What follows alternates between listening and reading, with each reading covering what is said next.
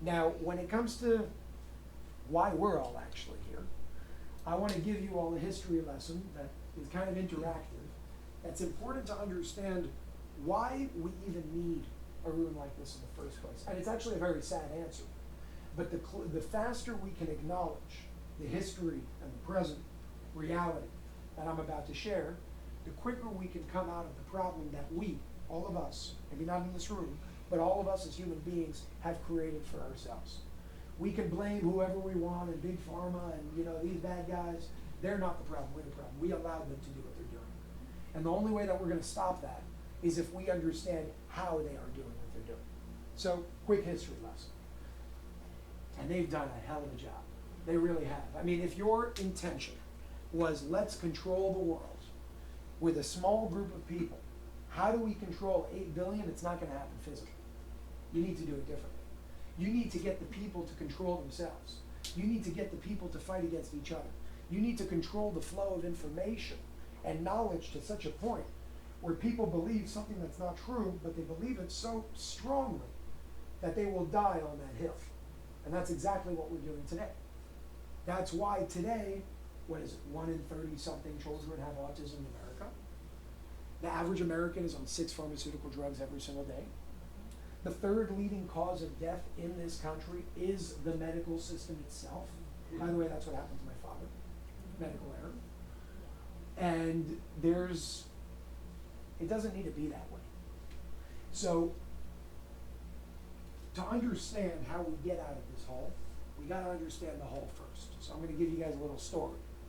Not a true story. I'm going to use a fake person, but you guys will understand what we're talking about here. Take your average Joe. We'll call him Joe. Joe, just like all of us, when he was 18, for the most part, went to school, went to college. Now, if he went to a public school, it was free. But when he went to college, it started costing money, especially if he went to certain colleges. So now Joe, between the ages of 18 to 22, is being taught certain things that he probably doesn't really care about, but he needs to go through that in order to get a degree, because that's the system that's been built today. You need to get a degree in order to get this job, and then from there, it's all, these statuses and certifications. And those hold ground in some places, but the system has been built in such a way where it's completely destroyed us. We forgot who we actually are. So now Joe is in college, probably took a student loan, is in debt by age 22 after he finishes college, and now Joe wants to become a doctor. So Joe applies to med school, gets into med school. Another 8 years. By 30, Joe becomes a doctor, but he's also $500,000 in debt. Now, here's what's happening behind the scenes. What Joe doesn't know. What most of us don't know. I'm going to speak just about one foundation, but this applies to many different foundations as well. And the name of this foundation is called the Rockefeller Foundation. The Rockefeller Foundation is responsible, and this is something all of you can look up, the Rockefeller Foundation is responsible for creating, specifically in med school in this case, many other things as well, but creating the curriculums that they teach in those medical schools. The Rockefeller family is also behind a lot of the big banks. So now Joe took a loan from the family that also teaches him what they want him to know. And then after Joe graduates, that same foundation creates something called the PDR, which is the Physician's Desk Reference, which says, it's a massive dictionary of elements. And it basically tells Joe, don't worry about everything that we taught you. It really doesn't matter. You just need this dictionary.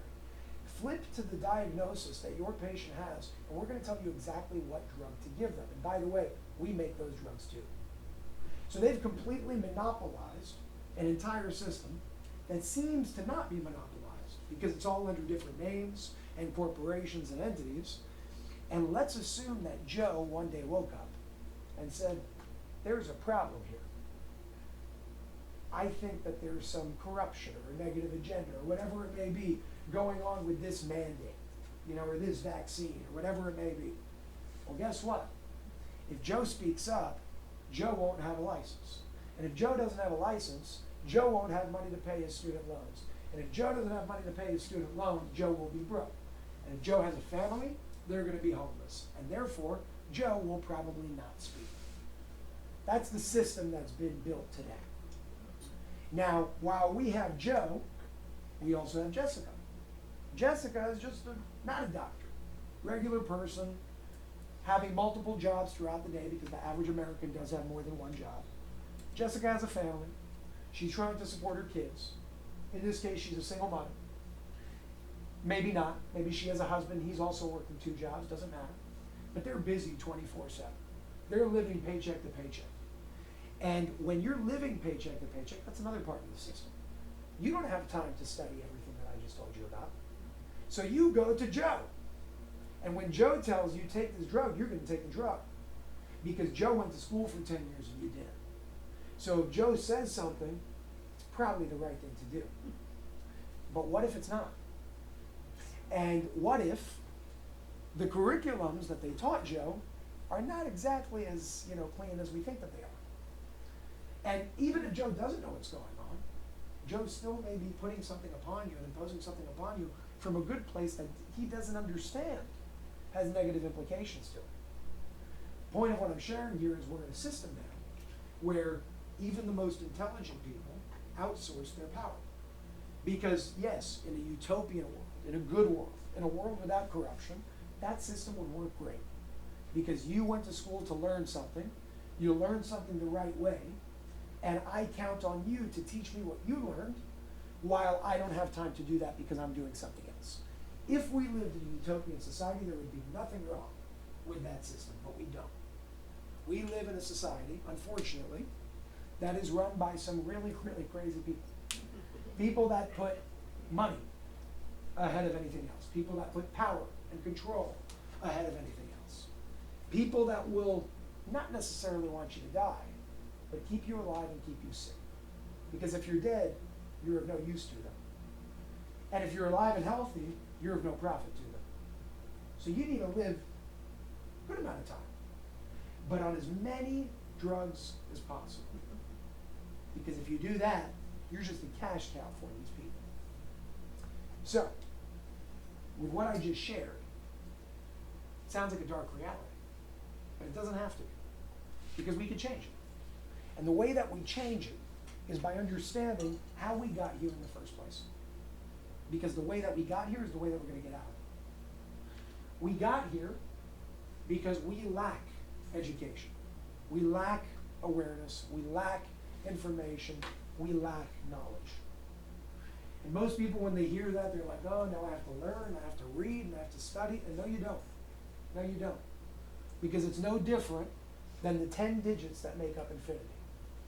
You need to know just a few things to give you those building blocks to see through all the nonsense that a lot of these people are sharing.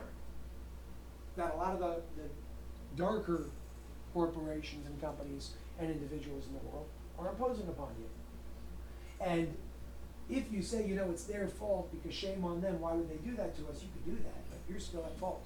It's still your responsibility to understand how to discern when somebody's lying to you. And if you do just a little bit of work, just a little bit of practice on what we're going to cover today, and you make it something that's second nature, nobody's ever going to be able to BS you ever again. Because it will bring you to a point of seeing through certain things. Now, will that be perfect? No. Some people will slip through the cracks. But the point is to create a general collective way of moving forward. One that has that happening as little as possible. So we're here because of health. We're here because of wellness. We're here because people want to understand different tools and resources, and people want to understand how this thing actually works. To understand how it works, to receive the tools and the resources, which you're going to get today, you first have to understand one fundamental truth. And that fundamental truth will branch out into many other truths. It's the fact that everything is made up of energy, frequency, and vibration. And there is nothing in this world that is not of that. Because there cannot be something in this world that is not of that. What I'm talking about here is not an opinion, it's a truth. A truth is something that has no opposite. There are very few things in the world that have no opposite. But one of the only things in the world that has no opposite is beingness itself. To be. You've heard to be or not to be. the point of that whole thing is you can't not be. Because to not be is still being, just in the not state, which it still is. That's the one thing that has no opposite. And that thing, if you want to distill it down to a different word, is called energy. If you look at the first law of energy, of thermodynamics in this case, it is that energy cannot be created or destroyed, which is a crazy thing. What else can't be created or destroyed? Nothing. There's nothing in this world that can't be created or destroyed. Because everything that we see is made up of form, and form can be created or destroyed. Energy cannot be created or destroyed. It can only change its form. That means it has no beginning. It means it has no end. Now, if everything is made up of energy, and factually, it's not an if, it's a fact, everything is made up of energy. As a matter of fact, it's really cool. We as human beings are made up of what? Just like anything else. Somebody could say it out loud. It starts with an A. Atoms. And atoms are made up of primarily what?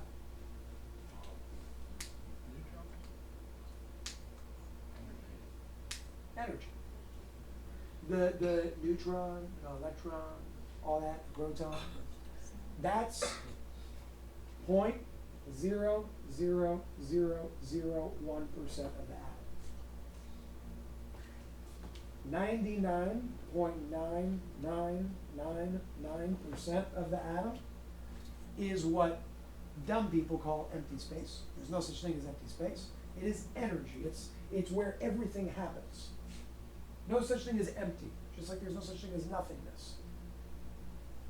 This is what you are. Because if we're made up of atoms, and each atom is only 0.00001% matter, that means as physical as we seem to be, we are only 0.00001% matter, and primarily made up of energy. Now, that brings us to understanding health versus disease. I'm going to ask you guys, you could just say it out loud. If you had to define the word health in one word, what would you say? One word, you could say it out loud. Thriving. Thriving. Anybody else? Happiness. Happiness. What was that? Feeling good. Feeling good. Wholeness. Wholeness. Life. Life. Now we're going to do the opposite. If you had to define disease in one word, give me the word. Negativity, pain, Low energy. sickness, low energy. Now we're going to make it real simple. When you think in terms of energy, frequency, and vibration, the difference between health and disease becomes a lot more simple. And we spoke about simplicity. This is what we're going to do. We're going to distill it down. And before I get to that, I'll preface with, right now when you hear all these different diseases and ailments and all these things, everybody gets confused. There's like a million different names, a million different terminologies, a million different cancers, a million new ones coming every day, and nobody knows what's going on. There's heart disease, and diabetes, and cancer, and autism. And when you see those things, you think that they're different things. And on the surface, they are. But what if I told you that they're not? They all have a common denominator. Just like all healthy individuals have a common denominator. Before going into the complexities of the names and the ailments and the terminologies, how can we break down the difference between health versus disease? And when you think in terms of energy, it's very simple. Health is a coherent field of energy. Disease is a distorted field of energy. That's it. That's like the most important thing you need to know. Because everything else is built on that. Whatever names you want to come up with, whatever ailments you want to come up with, wherever it's targeting you in the body or in your mind or whatever it is, that's what's actually going on. The difference between a balanced energy field and an imbalanced energy field. And the reason why this is such an empowering truth, and a simple one, is because if you're sick, if you're experiencing dis-ease, which is just a dis-ease of energetic flow, that's all that's going on. That's what it looks like, because this would be ease, and this would be dis-ease. If you're experiencing dis-ease, right now we all ask ourselves, okay, what pill do I have to take? What doctor do I have to see? How do I do this? How do I do that? What you really got to be asking yourself is, what should I be doing to rebalance my energy? Because if you rebalance your energy, you create an environment of ease. And when you create an environment of ease, an environment of dis-ease ceases to exist. Does all of that make sense so far? Now we're going to go into the actual aspects of how to measure that and certain tools and resources of what that actually looks like. So again, health is balanced energy. Dis-ease is distorted energy. Keep it simple. Before going into all the crazy parts, keep it simple. There's 3 different factions that I'm going to cover here. The first one is called cellular charge. The second one is called pH. And the third one is called oxygen level. Okay, cellular charge. All of these 3 things, just so we're on the same page, are the same exact thing expressed in a different way. Meaning when something changes here, it directly reflects a change here. When something changes here, it directly reflects a change here. And so on and so forth. I'm just giving you 3 because if I give you 3, you'll probably remember one of them. If I give you 1, your chances of forgetting all of them are much higher. I'm giving you different options to remember from. And these are things that are cool, so you probably won't forget. Cellular charge, measured in something called millivolts. Now, I'm not going to go into the numbers and the technicalities. I could if you guys want me to through the questions part of this, but I want to teach you guys the principles. If you remember the principles instead of all the technicalities, that's really all you need to know. On this side of the equation, you have low, low, low, high, high, high. Cellular charge is exactly what it sounds like. Raise your hand if you've heard this idea that we are electrical beings. And, you know, when we walk barefoot on a carpet and then we touch each other, you shock the person because you're conducting electricity. So we know that. Now, factually, this is really cool. Every single one of your cells has an electrical charge to it. So the powerhouse of the cell, scientifically, they call it mitochondria.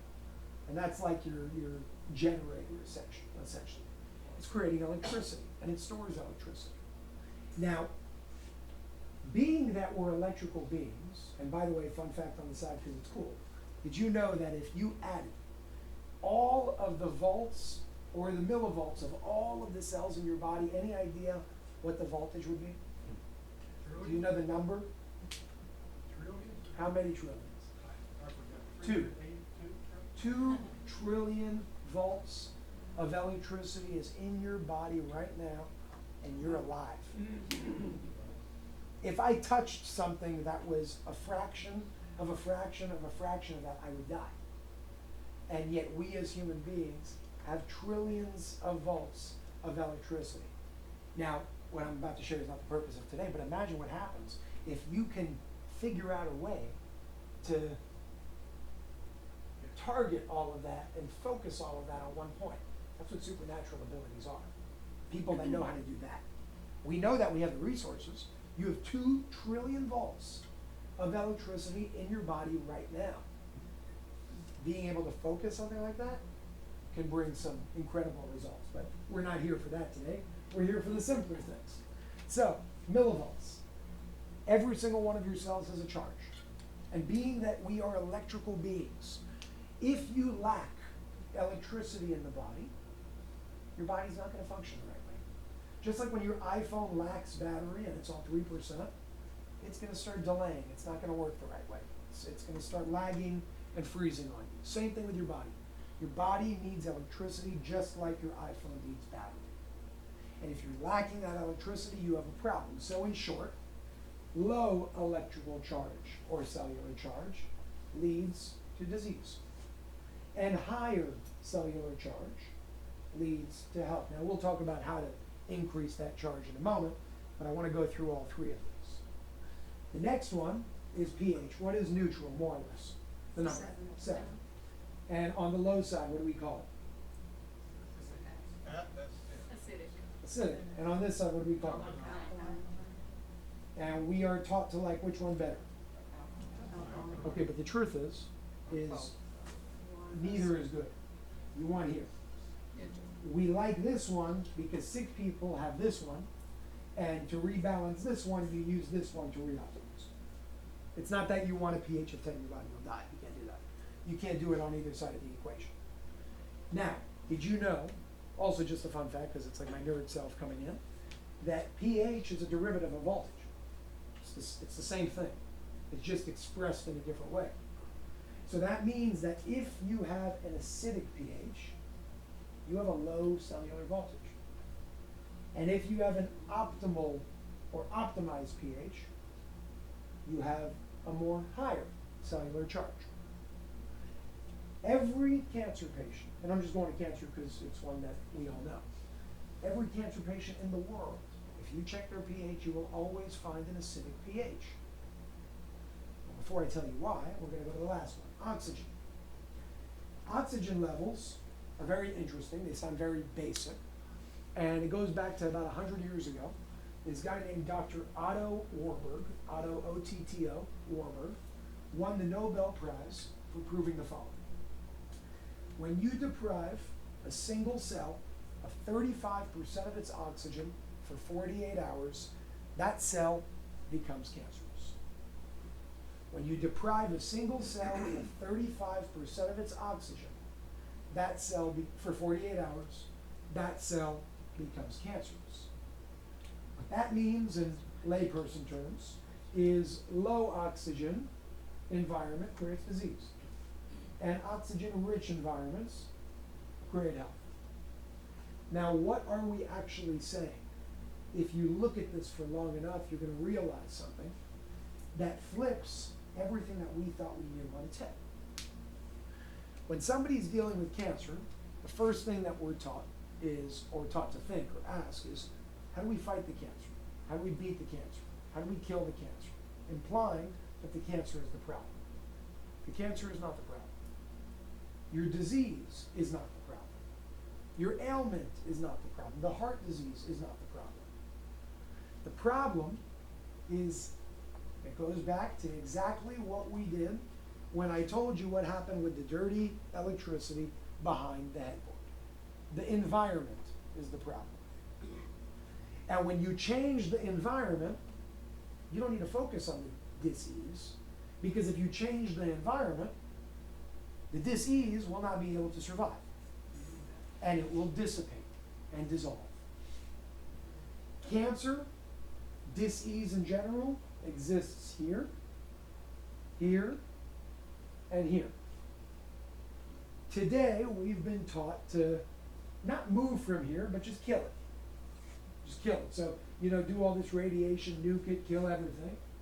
And you may get rid of it, but you're just going to have a new expression in a different way, because it's the imbalanced energy, the distorted energy that we need to fix.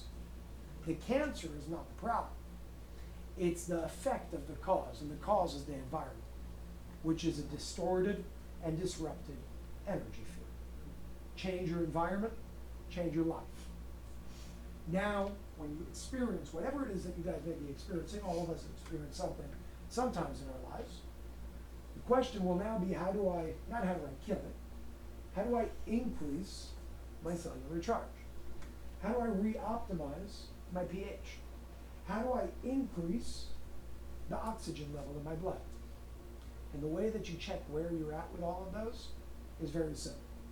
This one requires a little bit of higher technology, but it doesn't matter, because if you know this one, you'll understand this one. This one costs about a penny a day.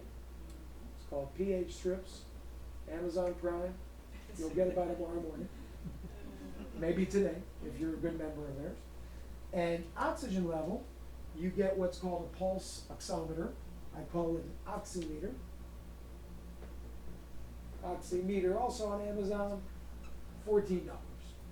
Goes over your finger, gives you your blood oxygen level, the level of oxygen in your blood, and it tells you exactly where you're at. And you'll see the sicker an individual is, the lower that number is, the lower level of oxygen they have. Because an oxygen deficient environment is one that creates energetic distortions, or really is a result of energetic distortions. All of this goes back to exactly what we said in the beginning. Energy. Health and disease is much, much simpler to understand than we've been taught. And I'm going to say it again. Health is a balanced field of energy, and disease is an imbalanced field of energy. And cellular charge, pH, and oxygen levels are just some of the ways that you can go about measuring where you're at and then start making changes along the way. So, my friend in the back, what's your name? No, with the hat. Don. Don, you asked, so how does it work? So we'll explain that. And to understand how it works, what's beautiful about this is it's not just going to explain how this works. It's going to explain how everything works. Because to build something like this in the first place, you have to have the knowledge of certain fundamental laws. So I'm going to show you how it works today. But I'm going to ask you to read between the lines. Because if you read between the lines, you'll understand how to apply what I'm sharing today to your day-to-day life outside of this room as well. Meaning this room is a super boost. You could do many things outside of this room to enhance your experience when you come here again. It's all based on natural law, certain fundamental laws of energy, and everything that I'm going to share here today is scientifically backed, and I will show you how. And if you don't understand what I'm saying, stop me, ask me, and I'll explain it in simpler terms if I can. So, raise your hand if you've ever heard the name Dr. Masaru Emoto. Do you have a keyboard here connected to any of these? Yeah. Is the keyboard here? Yeah. It is. Okay, good. I'm going to need it in a second. Okay. I'll make Doc- sure it's connected. Thank you. To maybe the top screen so everybody can see what I'm going to do. Okay. Dr. Masaru Emoto, for anybody who doesn't know, was a Japanese businessman turned scientist. And he had a question. His question was, is it possible for my thoughts, my beliefs, my intentions, and my words to change my environment? And this was in the 90s. Everybody thought the guy was on crack. They're like, well, what are you talking about? You cannot do anything like that because you're not touching. And just like we are today, people were more physically oriented, so they didn't understand the energy of it. So he did a study. And today they call that study the water experiment. And what he did was actually real simple. He took 2 petri dishes. And in one petri dish, the first one, he said a lot of bad things to it. So he hate and ugly and war and corruption, all these bad things to the water. So this is the bad water, the water that he just intended towards to in a negative way. And everybody's looking at him, yes. The Warburg experiment. The water Oh, experiment. the water experiment. Water, Okay. yeah. So if you look up Masaru, I'll write it down. Emoto, water, experiment. And now when you look it up later, you're going to see exactly, or you can look it up now, you're going to see exactly what I'm talking about. So, Just taking it. yeah, all good. So he took one petri dish and did a lot of bad things to it. You're ugly, you're bad, you're a loser, not good, all these things. And then he went to the other one and he did the opposite. And he said, I love you, and you're beautiful, and all these great things. And this was the good water. And he took each petri dish with that water and he froze it. He took that frozen water and he put it under a microscope. And he started looking at the molecular formations of that water, because water has a shape to it, it has a structure to it, on the level of its molecules. On the bad intentionality water, what he found time and time again was arbitrary, distorted sort of lines. And on the good intentioned water, he always found symmetrical shapes. He always found geometric shapes. And that's the best I could do, so that's what we're going to get here. But his are much nicer. So you will always, almost like snowflakes, he always found beautiful symmetrical shapes. Now, Most of us still look at that, and a lot of people say, okay, so what's the point? You know, what are you trying to say? And what I'm trying to say is this. If he just proved, time and time again, not just with water, but with plants as well, if he can prove that our affirmations, that our words, that our thoughts have an impact on the structure of water in our environment, well, we are made up of over 70% water. Water is a conductor of electricity. Water has energy move through it. And what did we say about health versus disease? Disease is a distorted shape, and health is a coherent shape. Now you have energy running through your body all the time. And if your pipes don't look like this, and instead they look like this, well then don't be surprised why you're sick. Because if it looks like this, energy can't move, it's going to get stuck. You're going to have stagnation. Stagnation means it's not moving. That's another nice word for dis-ease. Energy is not flowing through the body. So what this shows us is just through intentionality towards ourselves or others, we can literally and scientifically change the molecular structure of water in our bodies to one that energy moves in a much more coherent and effortless way, allowing for any blockages to clear and health to take over. And that is exactly what you're looking at on the screen. And I'm going to show you. What you're looking at here, this is connected to the top. It's yep? connected to the top, Okay. but I put it there for you to reach. You see that? I'm going to make it slower. Does anybody see that? Oh, yeah, That's English. yeah. Now, when you're looking at the screen, you're first gonna, I just paused it. But when you're looking at the screen, and we'll talk about the history of the tech in a second, you're looking mostly at these characters. These characters are not real characters. There's something called the meta matrix. The meta matrix was something that was originally created by this guy named Robert. It has no, it's completely arbitrary. It's just saying something like this. It's saying the letter A,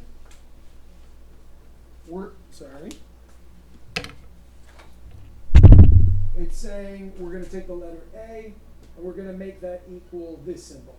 And we're going to take the letter B and we're going to make that equal that symbol, and so on and so forth. So it's an alphabet that was created to encode the English language. That's what you're looking at over here.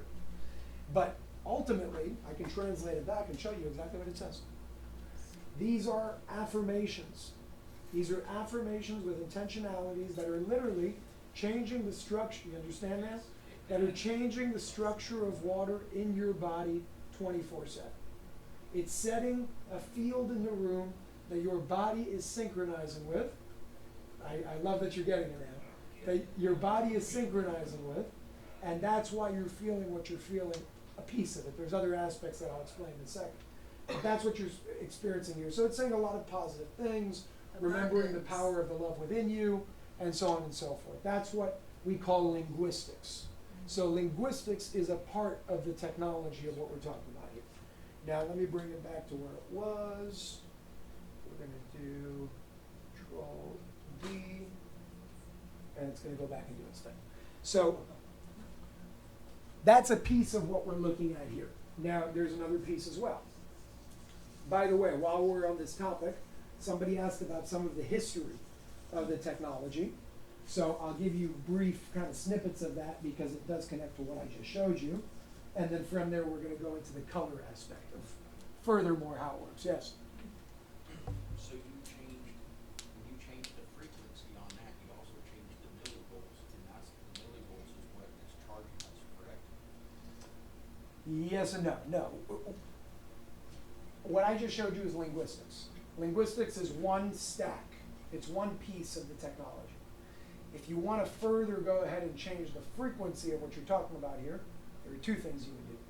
You would either change the linguistics, meaning some of those words, or you would change the color on the screen. That's what we're going to go into next to be able to understand that. The millivolt charge goes into the third aspect, which may confuse people now. That's called photonic collision, which we'll speak about last, to be able to explain that. So we'll get there in a second. You know what? I'll give the history at the very end. Let's stick to this. So we spoke about linguistics. Does everybody understand linguistics now? We understand affirmations. We understand Masaru Emoto's work. We understand how those affirmations impact the body through what's called the law of synchronization. Your body will take on that energy, change its molecular structure. Just like water takes on the energy of the label love on the bottle and changes its molecular structure. It's no different. The second aspect to this is called color. So what you're looking at here is obviously very colorful. But before I explain why and how that works, I'm going to ask you all, what is color? Without using energy, frequency, vibration, or light, what is color? Scientifically.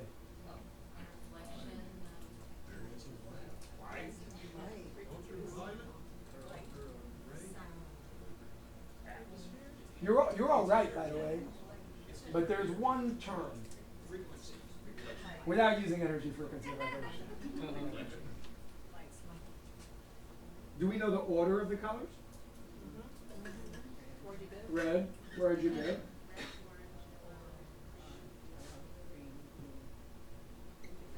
And do you know why they're in this order? And why they never won't be in this order? Because this is a spectrum. And that spectrum is measured in something called nanometers. Meaning color is a wavelength. That's what it is. So we're going to write wave length, just so you guys understand and remember that. That's what color is. Over here, you have 720 nanometers. You don't have to remember these numbers, I'm just giving them to you. And over here, you have 360 nanometers. The difference between red, green, orange, indigo, whatever, is a wavelength. And the reason why they'll always be in this order is because it's just ascending and descending. You can't go from red to yellow without crossing over orange first, because that's the wavelength in between those two wavelengths. It's a spectrum. Now, you know those charts of somebody meditating like this? And they have what? How many of them? In what order from the bottom?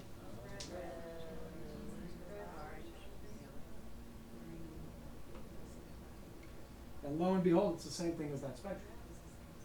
So somehow, because these charts were drawn up thousands of years ago, they knew that before we had technology to measure wavelength. Maybe they knew something we didn't. I'm going to tell you exactly what they knew, because they were much smarter than we are today. To understand their way of thought back then, we first have to understand the difference between two things. The way that we operate today and the way that we should be operating today. One way is called reductionism, which is R, and the other way is called holism, which is W. Reductionism is taking a screen, computer screen, with a bunch of different pixels, and studying each pixel till you know everything about it. So you know this one, and you know this one, and you know this one, and so on and so forth. Problem is, you've spent so much time studying each pixel, you forgot what the picture is that all the pixels make. Holism is a little different. It sees all the pixels on the screen, but it never forgets the picture that it makes. Today, we live in a world of reductionism. So what does this look like in action? Accutane is a perfect example. They've mastered, truly mastered, how to get rid of acne. The problem is while they've mastered this pixel, they forgot about this one, and now you get liver damage. And that goes on forever. That's what side effects are in medicine. It's a result of reductionism. It's saying, Yeah, they really are experts in all these little tiny things, and you know, there are books and books and books and books of all this molecule and this, you know, whatever. But holism has a different approach. Holism says, listen, these pixels are infinite. I'm not ever going to know infinity. So instead of knowing infinity, let me just try to find the fundamental building blocks that dictate what happens on this screen. And if I know the fundamental building blocks, I don't need to know all of the things that these people know. This is great knowledge to have, but it's probably going to confuse you. Just like trying to know infinity. Where are you going to get with that? Nowhere. It's going to keep going. These guys pay attention to the 10 digits that make up infinity. These guys keep counting. So, on this side you have Eastern medicine, and on this side you have Western medicine. And just to be clear, I am not against Western medicine. Western medicine saved my life. I would not be here today if it wasn't for antibiotics. It saved me when I had a staph infection. There is a time and a place for Western medicine. It's completely out of balance and proportion today. That's my only problem. There are great advancements in medicine today. Great advancements. But we're also completely irresponsible with how we use it because we don't operate according to this. Most people operate according to this. So how does all of this connect to color? Really cool. Because they said we don't care about all the, back then, they were more holistic instead of reductionistic like we are today in Western medicine. Back then, they didn't say, you know, how do we break down the kidney and the liver? They didn't care about that. They thought in terms of energy. And they had one question. What is the prime and optimal frequency of each organ in the body? And if I can find the prime and optimal frequency of that organ in my body, then let me find what will help rebalance that organ in my body, and boom, I'm healthy. Much easier than knowing every single molecule and creating this drug that's going to, you know, hurt this and have this side effect, and so on and so forth. So that's what they did. And what they found was, in Western medicine, what they call the cardiovascular system, or the pulmonary system, in Eastern medicine, they just call the heart chakra. And the heart chakra is your heart center that connects to your heart and your lungs. Now, why the hell is it green? The reason why it's green is because they identified back then somehow, don't ask me how, but they were smart enough to know that the optimal frequency of the heart and the lungs is the frequency that we perceive with our eyes as green. And therefore, the color green and anything that is green will help rebalance that part of the body specifically, and that's exactly what happens. You take artichoke hearts, you take asparagus, you take green foods, you take green juice. They're specifically helping your heart and specifically cleansing your lungs. They do a lot of things for the body in general. But if you've ever drank a green juice multiple times a day, you will very, very quickly feel a lot of phlegm coming out of your lungs. It's cleaning them. Now let's go to one that's a little more simple. Red. In Eastern, they call it the root chakra. And that's more so like blood flow and inflammation and all of that on this side of the equation. Now, interestingly enough, let's go to red foods. Cherries, cranberries, they're all good for inflammation. It's just how it works. They knew that back then. And it's something that we forgot today because we went to reductionism as opposed to holism. It's much simpler than we think. Meaning, in this case, food is a form of medicine if you use it the right way. And color is a guide telling you what to eat for each purpose. So, I mean, it goes on and on. Yellow foods are very good for your digestive system. That's your, I think, sacral, right? Solar plexus. Sacral is second. Solar plexus. So now you're talking about your digestive system. Bananas, very good for your digestive system. Lemons in your water, very good for your digestive system. Pineapples, very good for your digestive system. Mangoes, very good for your digestive system and your reproductive system. And we're just talking about foods. You can expand that to many, many different things. Now, before I explain what's going on here, which I think it's going to be self-evident at this point, I want to take this one step further because it's actually really cool. And Noah, we still didn't do what we said we would, so we'll do it after. Okay. Take yellow. Yellow is about 540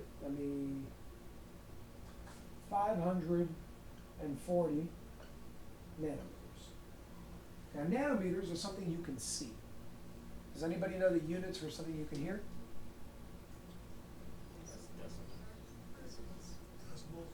Hertz. Decibels too is kind of the how loud something is. Hertz is what we're talking about. So nanometers is the octave of life that you can see, and hertz is the, almost like on a piano, is the octave of life that you can hear. What if there was a way to convert this energy that you can see into an energy that you can hear? Meaning, what if there was a yellow song? What does that mean? Well, if you go on a handy dandy calculator on your phone, any calculator on Google, that will convert nanometers to hertz. And this is what I said me and Noah have to do, because we always talk about doing it and we always forget to do it. But 540 nanometers, when converted to hertz, let's assume, this may not be the number, would be 432 hertz. That means that this is a yellow song. And this sound will help rebalance your digestive system, just like the lemon will, just like the pineapple will. It's about looking at the world from this perspective, as opposed to this perspective. Because it's much simpler than we actually made it out to be. Don, do you understand? Do you have a question? I'm just taking a minute at this point. Okay, okay. Maybe afterwards. This is important stuff. This is really, really important stuff. And it sounds crazy and complicated in the beginning, but really, if you think on this for a little bit, day or two, it will become second nature to you, because this is how life works. Everything is connected to everything else. You could see everything in everything else. You just need to know how to look at it. So just like on a piano, and I'm not a piano player, but I know some basics. You have different octaves, but within each octave you have the same notes. The only difference is that difference is like from, I don't know, let's call it A to G or whatever it is. You still have A to G over here too. It's just deeper than this A to G. Same thing of what we're talking about here. Yellow is yellow. This is just the visual of yellow, and this is the sound of yellow. It's a different octave. They're doing the same thing, and it's a different experience of that same thing. So now you can use sound to heal. You can use light to heal. You can use food to heal. You can use shape to heal. Because food, if you pay attention, walnuts, for example, are very good for your brain. They look like your brain. Carrots are very good for your eyes. They look like an eye when you cut it. So do apricots. What are they? Grapes are very good for your lungs. So it's not just color. By the way, grapes are also green. It's not just color, it's also shape. So why am I sharing all this? Number one, because it's some cool tools to go home with and think on. And number two, that's what's going on here. So when you're looking at different colors on the screen, well, I'll go to this one, it's easier. When you're looking at different colors on the screen, this one would be more so focused on your sacral and your heart. This one would be more so focused on the top three. So you're more so going to your heart, your throat, your thyroid, on an emotional level, your level of communication, and your ability to connect and think and meditate. And each color speaks for itself. Now there are maps. There are maps that show you two levels of the body. You have the physical body, and you have the emotional body. There's many other levels in between. But we'll keep it simple. So what I mean by that is, for example, and I don't remember all of this off the top of my head, but if you take yellow, we know that yellow is your digestive system on the physical level, but if I remember correctly, yellow, your digestive system, is also where the feeling of guilt is stored. I remember something like that from a while ago when I was actually studying this. So that will also help you get rid of guilt. It will help you rebalance those feelings. Meaning it doesn't just rebalance the physical. It rebalances the emotional connected to that part of the physical as well.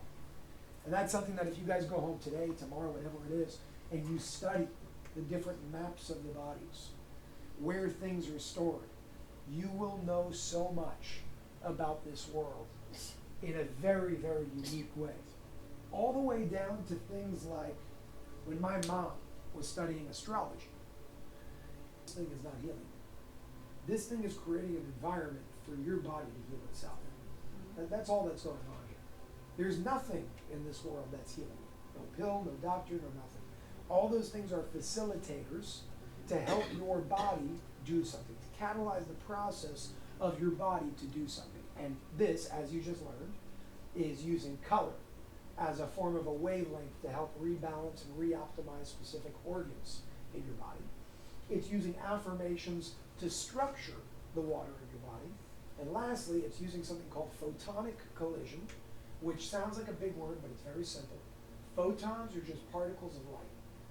Meaning, just like a hose, you have droplets of water coming out that make a stream. These are particles of light coming out making a coherent stream of light. And in this case, at the speed of light, you have one screen facing another screen, and they meet, right, those photons, those particles of light, so-called, meet in the middle of the room. And where they meet, they create something called, it's like an explosion, but it's actually called an implosion. It's stronger than an explosion. But those things don't matter. They collide. That collision creates this charge. And that charge is what your body, what your cells, to your question, I believe, actually synchronize with. Now, how does that actually work? And then we'll go straight to you. I'll give an example that I gave yesterday because I think it's one that a lot of people understood. Pam's fixing to go to 24, so we're gonna get a turbocharge. Oh yeah. So now over here, take this cup. Let's say that this cup is attached to something that keeps the cup itself at 100 degrees all the time. If I take water that's 50 degrees and I put it in the cup, what will happen to the water? It's not a trick question. What will happen to the water? Cools balance out. What will balance out? So what will the water come to? Whatever the mean is. Unless I'm connecting an electrode here to keep this cup at 100 all the time. The cup, so you're right. If the cup was 100 and the water was 50, likely they would balance out at 75. One would go down, the other would go up. But if I kept this cup as a constant at 100 and I poured the 50 degree water in, what happens to the water? It will meet it at 100. Why? Because of the difference in potential. Because things are always trying to synchronize, right? There's a homeostasis going on here. And if one's not going to change, the other one that could change will meet it. That's exactly what's going on in this room. You guys are the water. This room is the container. The room is a fixed charge that it's created. That's not going to change.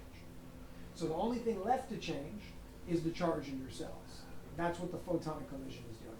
It's creating some form of charge that is a higher charge, but interestingly enough correlated to a negative millivoltage, because that's what a positive charge is apparently. Don't ask me why, I'm not a doctor or scientist, but that's how it works. And when you have that, you then synchronize with the fixed charge that's being created in the room.